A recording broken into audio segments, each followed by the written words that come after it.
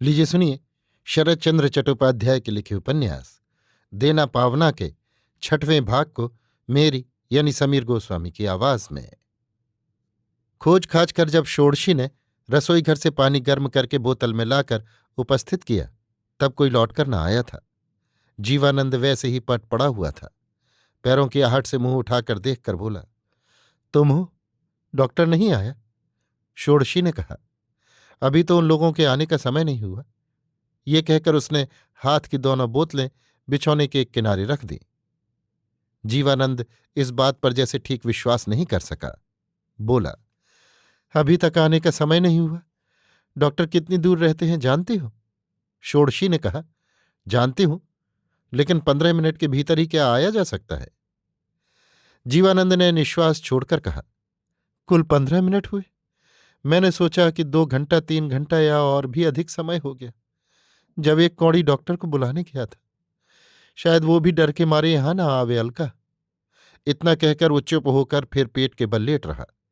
उसके कंठ स्वर और आंखों की दृष्टि में व्याकुल निराशा और घबराहट पूर्ण रूप से व्यक्त हो उठी। षोडशी ने क्षण भर चुप रहकर स्नेह के स्वर में कहा, डॉक्टर जरूर आवेंगे, तब तक गर्म पानी की बोतल खींचकर पेट के नीचे रख लीजिए ना।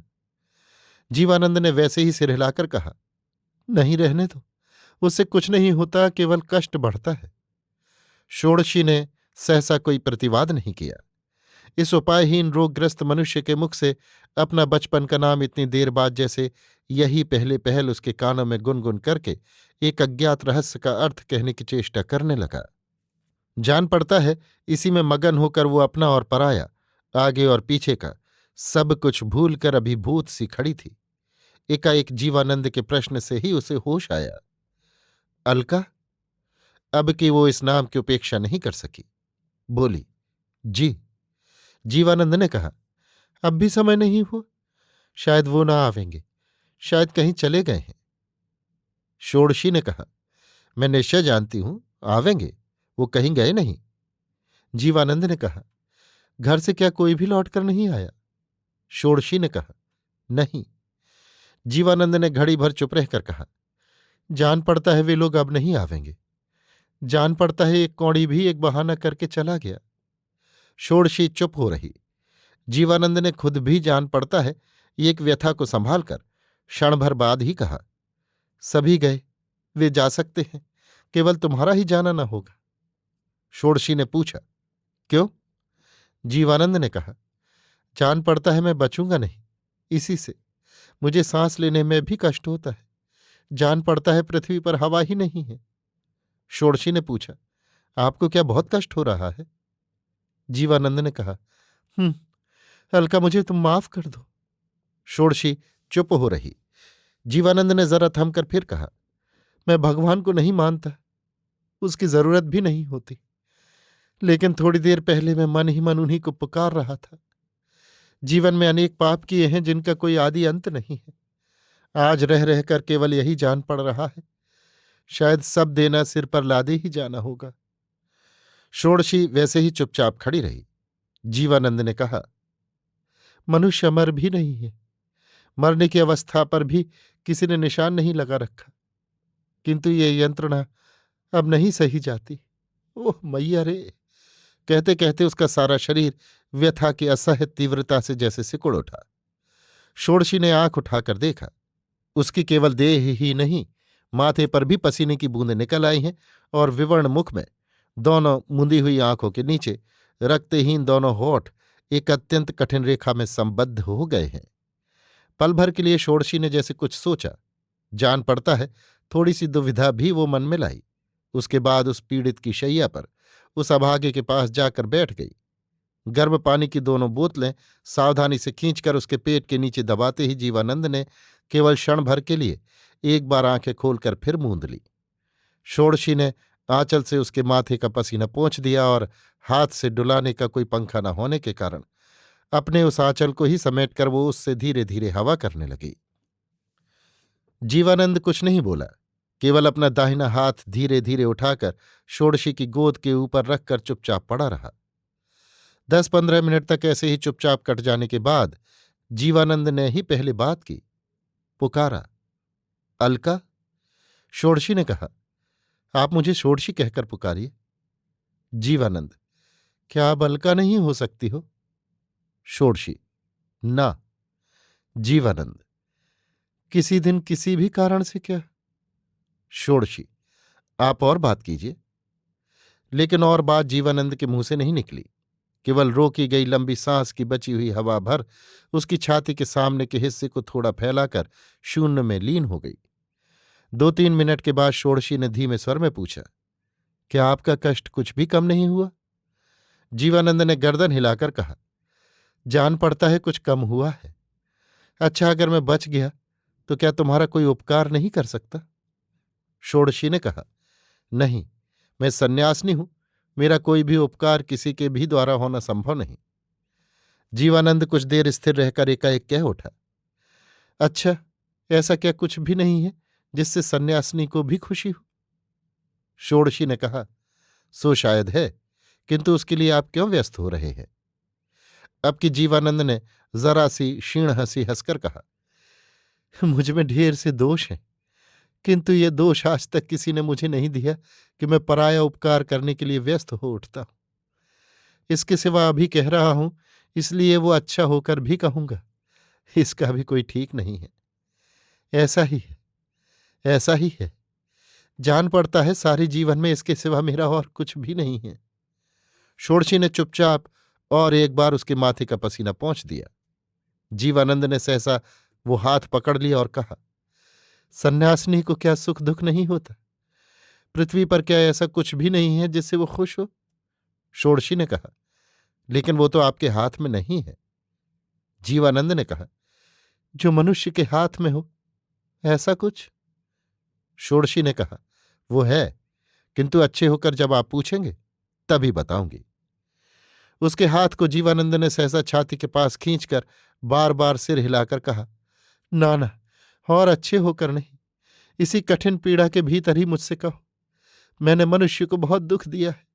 आज अपनी व्यथा के बीच पराई व्यथा, पराई आशा की बात जरा सुन लो। अपने दुख की आज एक सद्गति हो। षोडशी अपने हाथ को धीरे धीरे छुड़ाकर स्थिर होकर बैठी रही। जीवानंद खुद भी लगभग 1 मिनट स्थिर रहकर बोला, अच्छा, ना हो, सबकी तरह मैं भी तुमको आज से षोडशी कहकर ही पुकारूंगा।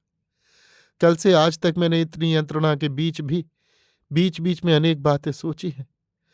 जान पड़ता है उनमें तुम्हारी ही बात अधिक है। मैं बच गया, लेकिन तुमको जो यहां। षोडशी चटपट कह उठी, लेकिन मेरी बात रहने दीजिए। बाधा पाकर जीवानंद ने क्षण भर चुप रहकर धीरे से कहा, मैं समझ गया षोडशी, तुम ये भी नहीं चाहती हैं कि मैं तुम्हारे लिए कुछ सोचूं। ऐसा ही होना उचित जान पड़ता है।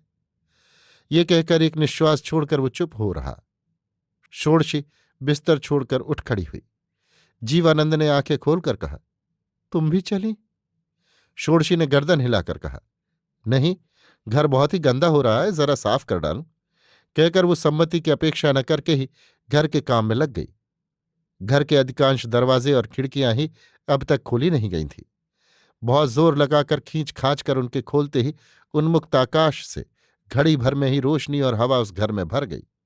फर्श के ऊपर कूड़े कचरे का ढेर जगह जगह प्रतिदिन बढ़ता ही जा रहा था। एक झाड़ू ढूंढ लाकर षोडशी ने वो सब साफ कर डाला। फिर आंचल से बिछौना झाड़कर दोनों तकिए यथास्थान ठीक से रख दिए। तब भी जीवानंद ने एक शब्द नहीं कहा।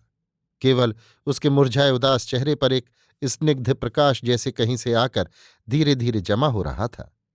षोडशी काम कर रही थी और वो केवल दोनों आंखें फैलाए चुपचाप जिधर वो जाती थी उधर नजर दौड़ा रहा था। जैसे सुश्रृंखला और सफाई क्या चीज है, इसी को वो सारी वेदना भूलकर संसार के सबसे उत्तम विस्मय की तरह जीवन में यही पहले पहल देख रहा था। सहसा बाहर बहुतों से पैरों की चाप सुनकर षोडशी झाड़ू रखकर सीधी खड़ी हो गई। एक कौड़ी ने दरवाजे के पास से मुंह निकालकर कहा, डॉक्टर बाबू आए हैं। षोडशी ने कहा, उन्हें ले आओ, और वो अपने पहले की जगह पर बैठ गई। दूसरे ही क्षण जिन चिकित्सक का हाथ जस इस तरफ अत्यंत प्रसिद्ध है, उन्हीं वल्लभ डॉक्टर ने घर के भीतर प्रवेश किया और षोडशी को यहां इस तरह बैठे देखकर वो एकदम आश्चर्य में पड़ गए। एक कौड़ी ने उंगली से दिखाकर कहा, यही हुजूर है। अगर आप आराम कर सकें डॉक्टर बाबू, तो बख्शीश की तो बात ही छोड़ दीजिए। हम सभी आपके गुलाम हो जाएंगे। डॉक्टर चुपचाप आकर शैया के पास तो उपस्थित हुए और पॉकेट से काठ का चौंगा निकालकर मुंह से कुछ कहे बिना ही रोग की परीक्षा करने में लग गए। देर तक खूब देखभाल कर उन्होंने बहुत बड़े डॉक्टर की तरह ही राय दी कि अत्याचार करने से ये रोग पैदा हुआ है। सावधान न होने से पिलही या जिगर का पकना असंभव नहीं है और उससे प्राणों का भी भय हो सकता है, किंतु सावधान होने से नहीं भी पकेगा, और तब भय भी कम है। मगर ये बात निश्चय है कि दवा खाना जरूरी है। जीवानंद ने प्रश्न किया, इस हालत में कलकत्ते जाना संभव है या नहीं, बता सकते हैं? डॉक्टर ने कहा, अगर जा सकें तो संभव है, नहीं तो किसी तरह संभव नहीं। जीवानंद ने फिर पूछा, यहां रहने से अच्छा हो जाऊंगा, आप बता सकते हैं? डॉक्टर ने अत्यंत विज्ञ की तरह सिर हिलाकर जवाब दिया, जी नहीं हुजूर, सो नहीं बता सकता, लेकिन ये बात निश्चय है कि यहां रहने से भी अच्छे हो सकते हैं और कलकत्ते जाकर भी नहीं हो सकते। जीवानंद ने मन ही मन नाराज होकर फिर और प्रश्न नहीं किया। डॉक्टर साहब दवा के लिए आदमी भेजने का इशारा करके उपयुक्त फीस लेकर विदा हो गए। एक कौड़ी उन्हें साथ लेकर दरवाजे के बाहर तक भेज आया। लौट आने पर जीवानंद ने उसके मुंह की ओर देखकर कहा, क्या होगा एक कौड़ी? एक कौड़ी ने साहस देकर कहा, डर क्या है हुजूर, दवा आती ही होगी। डॉक्टर का एक शीशी मिक्सचर पीने से ही सब अच्छा हो जाएगा। जीवानंद ने सिर हिलाकर कहा, नहीं एक कौड़ी, तुम्हारे वल्लभ डॉक्टर का मिक्सचर तुम लोगों के लिए ही रहे। मेरे लिए तुम कलकत्ते जाने का बंदोबस्त आज ही कर दो। ये कहकर वो जिस दरवाजे से षोडशी कई मिनट पहले अन्यत्र हट गई थी, उसी ओर उत्सुक दृष्टि से ताकने लगा, किंतु कोई भी लौटकर न आया। 2-3 मिनट बाद उनके अधैर्य ने मना किया, नहीं माना। उन्होंने कहा, उनको जरा बुला देकर एक कौड़ी, तुम जाओ और मेरे जाने का कुछ बंदोबस्त करो, आज मुझे जाना ही चाहिए। पल भर में ही कौड़ी इस इशारे को समझ गया और जो हुक्म हुजूर कहकर फौरन चल दिया, किंतु उसे लौटने में देर होने लगी और 10-15 मिनट बाद जब वो यथार्थ ही लौट आया तब अकेला ही था। बोला, वो नहीं है, घर चली गई हुजूर। जीवानंद विश्वास नहीं कर सका, व्यग्र व्याकुल कंठ से कह उठा, मुझसे कहे बिना चली जाएंगी? ऐसा नहीं हो सकता एक कौड़ी। विश्वास करना सचमुच ही कठिन है। अलका कोई व्यवस्था किए बिना ही चली गई, एक शब्द तक नहीं कह गई। डॉक्टर की राय सुनकर जाने तक का उसे धैर्य नहीं रहा। ये बात जीवानंद जैसे किसी तरह अपने मन में नहीं ग्रहण कर सका।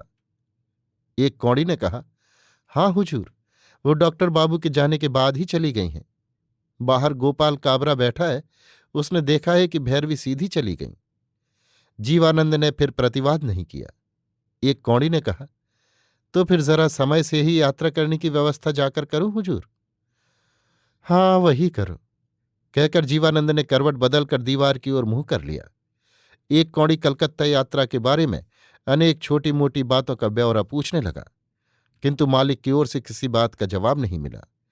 कोई बात उसके कानों में पहुंची कि नहीं, ये भी ठीक समझ में न आया। अभी आप सुन रहे थे शरत चंद्र चट्टोपाध्याय के लिखे उपन्यास देना पावना के 6वें भाग को मेरी यानी समीर गोस्वामी की आवाज में।